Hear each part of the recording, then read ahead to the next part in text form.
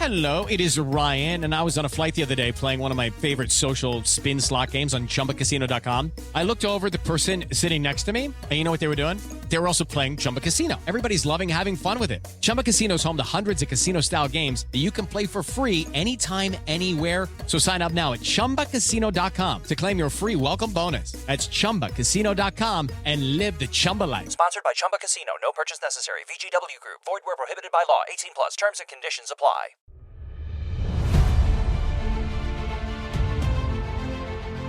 El Estado, al financiarla de forma monopolista, creo, podemos discutirlo, que frenó el proceso de abaratamiento que se da en los demás bienes. Quiero decir, ustedes observan los computadores, cómo bajaron de precio, observen los autos en términos de horas de trabajo, no en términos de valor real, sino en términos de las horas de trabajo que hay que trabajar para tener un auto, cómo bajaron de precio. Incluso la mayor parte de los bienes de consumo que usamos a día de hoy bajaron de precio espectacularmente en los últimos 20 años. Es la tendencia a la deflación secular, que le llaman así, pero básicamente los precios de los bienes bajan todos. Y digo yo, ¿por qué si observan los índices de precios, observan que los bienes prestados por el Estado, sobre todo la educación y la sanidad, suben de precio? ¿Y por qué? ¿Qué es lo que frena esa tendencia? ¿Cómo sería una situación de mercado libre, suministrada, por ejemplo, este tipo de bienes, ¿no? ¿Por qué el Estado inhibe estas mejoras tecnológicas? La educación es cara, por ejemplo. Es caro tal como el Estado obliga a prestar la educación. Esto es que coger a los patojos, llevarlos de aquí para allá, transportarlos, obligar a pagar una especie de prisión atenuada, que tienen que estar allí. Es una prisión atenuada, eso no lo digo yo, lo dice Taylor Gatto y no sé de J. Y si se fijan, tiene la estructura de una prisión, atenuada, obviamente. Pero la idea es, los obligan a estar allí, a comprar unos libros de texto. Yo no sé cómo son los libros de texto aquí en Guatemala. Yo veo los libros de texto de mis sobrinos, digo, tal libro, 40 euros, o sea, 400 quetzales un libro. Digo yo, espera. Empiezo a mirar. Un libro lleno de fotos, adrede. Las fotos, ya hablamos de eso, las fotos son adrede para que los niños no lean cada vez cosas más fácil y sean capaces de entender menos conceptos abstractos. Eso sí que lo dice John Taylor Gatto. Es un libro. Y si fijan, lleno de fotos, un libro, pues así, 40 euros. ¿Y por qué no lo fotocopias? ¿Por qué no lo bajas de internet y lo escaneas? ¿Por qué no? Y lo sacas por 20 quetzales. Pero no, ¿por qué no? ¿Por qué no cuelgan los libros en la red? Porque 40 euros un libro es más caro que los libros técnicos que uso yo. O sea, tengo una edición de la Acción Humana gorda, así bien cosida, en piel, y así, pues, la edición buena de Unión Editorial. Eso cuesta 35 euros, un libro de 1000 páginas. Como un libro de un patojo cuesta 40. De 100 páginas con unas fotos allí, 40 euros, 400 quetzales. ¿A quién sano juicio? O más un libro que el año que viene ya está obsoleto, que hay que cambiarlo, hay que comprar otro. No sé cómo es en Guatemala. Digo, ¿por qué no los bajan de la red o no los cuelgan? O hacen una wiki con ellos. Porque mira que hay voluntarios para hacer wikis y cosas por el estilo. Wikilibros o así en común o bajar libros de Creative Commons o cosas por el estilo. ¿Por quién impide eso? ¿Quién impide eso? Todos los mecanismos de asistir a clase online por internet, este tipo de cosas. Podemos ver en Google Académico, podemos ver un montón de páginas, podemos ver Coursera, Academia Camp, tenemos un montón de cursos gratuitos, bien ordenaditos y cosas por el estilo, y corregidos por ya online. Le manda el test, le cubre allí el niño o la niña y se lo manda y se lo corrige. ¿Cómo que no es barata la educación? Puede ser baratísima, no solo barata, modulable. Por ejemplo, a los horarios de los padres. Que pueden, por ejemplo, si los padres trabajan, pues el horario escolar pueden adaptarlo a sus necesidades, por ejemplo. ¿Quién impide que esos mecanismos? La educación se la dejan libre, de verdad. Se abarataría espectacularmente. Es el libro este de Thule y el bello árbol, si lo conocen.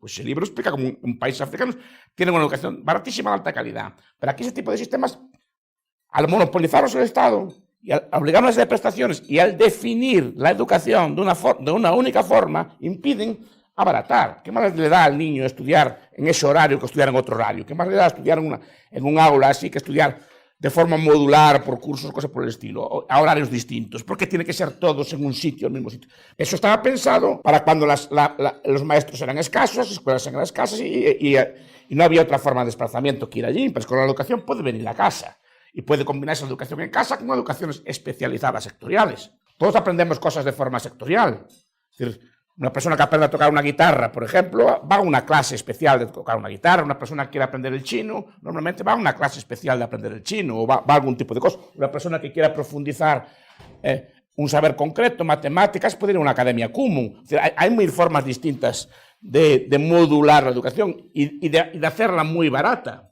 y complementar los dos sistemas, la educación presencial con la otra. Pero se puede abaratar. ¿Por qué la educación no se abarata? Porque se define la prestación del servicio como que el niño o la niña tiene que estar 12 años allí en aquel sitio, hay que llevar el niño a ese sitio y tiene que estar una serie de horas allí con todos los gastos de transporte, de vigilancia, de cuidado que lleva. Además, obligados a comprar unos libros que ellos mismos determinan. ¿Qué lógica es esa? Cuando uno de nosotros hace eso, cuando nosotros normalmente los libros los obtenemos alquilados, prestados o por otros medios, o incluso los podemos obtener mucho más barato porque esos libros son tan caros. La sanidad lo mismo. Donde discutí el otro día, la sanidad, por ejemplo, también inhibió el proceso de abaratamiento. Pero si van, por ejemplo, libros, el de Michael White, por ejemplo, la Cuarta Revolución, parece que se llama así, explica, los hospitales SETI de la India, los sistemas de seguros de Kerala, consiguieron abaratar los costes, por ejemplo, de la cirugía cardíaca. El doctor SETI es un cardiólogo muy famoso en la India, fue el cardiólogo de la Madre Teresa y, entre otros, de Lady Di también. Es un médico muy famoso, un médico que simplemente revolucionó el concepto de hospital. Igual que McDonald's revolucionó el concepto de restaurante o el concepto de bar, el doctor SETI revolucionó el concepto de hospital y ahora consigue tener unos hospitales muy baratos que atienden con un nivel de supervivencia semejante a los de los hospitales normales. Simplemente reorganizando, haciendo como una especie de cadena, haciendo trabajar de forma más intensiva a los médicos, quitándoles carga burocrática, reordenando la prestación sanitaria, consiguió abaratar eso. Pero los sistemas de salud, por ejemplo, occidentales, no aceptan estos sistemas, no los quieren adoptar, que prefieren seguir con el hospital viejo. Yo siempre digo, observen la medicina no regulada y observen la medicina regulada. La medicina no regulada, por ejemplo, es la medicina que en mi país, por ejemplo, son los dentistas, son los oculistas y son los de cirugía estética. Es decir, que es una medicina que no está, que la prestación no la presta el Estado. Y a qué velocidad cambian ese tipo de cosas, como las clínicas dentales, y así van evolucionando, franquicias, hacen cambios, abaratan las prótesis, abaratan todo. Y frente a la sanidad estatal, que está como anquilosada, que es muy difícil que cambie. Aceptan algunos avances técnicos, pero su diseño no cambia.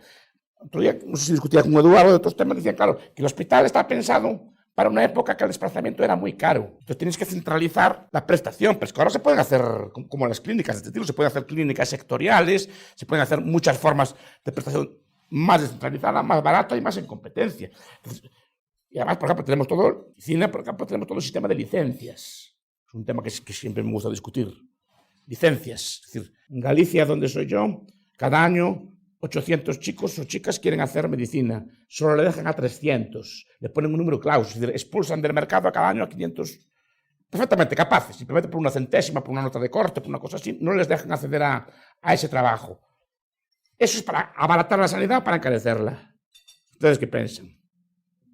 ¿Qué? La encarece, claro que la encarece, como la encarecen las restricciones en enfermeros, en otro tipo de trabajo, como restringe, por ejemplo, todo lo que es el sistema de patentes. Y tampoco permite modularidad, ¿no? Todo el sistema de licencias, todo así, no permite modularidad, porque un chico o una chica que está en quinto de carrera, por ejemplo, acabando la medicina, ¿por qué no puede ejercer, por lo menos en trabajos simples?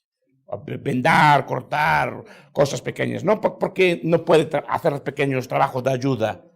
Y solo hay que esperar a que esté graduado para ejercer, ¿no? O una persona, por ejemplo, como digo yo, que no aprueba historia de la medicina o que no es capaz de aprobar una asignatura, porque esa persona no puede ejercer. Cuando a lo mejor no es capaz de aprobarlo, se llama con profesor, cualquier motivo. ¿Qué impide? ¿Por qué ese veto? Entonces, licencias, copyrights, el diseño de hospitales se podría abaratar, pero esa innovación que se da en todos los sectores no se da en la medicina, no se da en la sanidad, no se da en la educación. ¿Por qué? Porque para estar monopolizadas no tienen ningún incentivo a cambiar. Son sistemas en muchos países capturados por sus trabajadores. Es decir, que sus trabajadores de esos sectores no quieren ningún tipo de innovación. Con esto quiere decir que hay un montón de técnicas que pueden abaratar el servicio social, ¿no? Todo lo que son los pilares del estado de bienestar, la educación, la sanidad, el cuidado de los enfermos. De tal forma que la sanidad o la educación fueran tan baratas o evolucionaran a ser de forma tan barata como es la comida o el vestido. No son necesariamente caros. Ustedes piensen una cosa. problema humano por excelencia durante toda su existencia, hasta hace bien poco, era la comida. Un trabajador, estoy hablando de memoria, gastaba la mitad de lo que ganaba en comer y estaba sujeto a crisis de hambruna, por lo menos en Europa, cada 20 años. Es decir, era una cosa que era hambruna recurrente, simplemente que no llovía, una mala cosecha o así, no había almacenes y eran hambrunas recurrentes. Entonces el problema humano era comer, y comer y vestir son bien más importantes que la sanidad y la educación. Por un motivo, sin comida y sin vestido duramos vivos horas. En mi país sin ropa dura horas. 2 horas. Y sin comida, pues unos días. Y sin bebida, pues otro. ¿Cómo se solucionó ese problema? Pues abaratando, produciendo más y de mejor calidad, de tal forma que hoy en día, creo, el principal de los problemas de la mayor parte de la humanidad empieza ya a no ser la comida, sino que empieza a tener una vivienda más decente, empieza a tener medios de transporte, empieza a tener comida que le llaman de calidad, con nutrientes, pero no el mero hecho de comer. Eso se está, gracias a Dios, superando. Pues es lo que pretendo yo para los servicios sociales básicos, que el mercado los abarate tanto que sean fáciles de obtener, fáciles de ayudar y fáciles de comprar incluso para otro necesitado. Eso es mi idea del gasto social.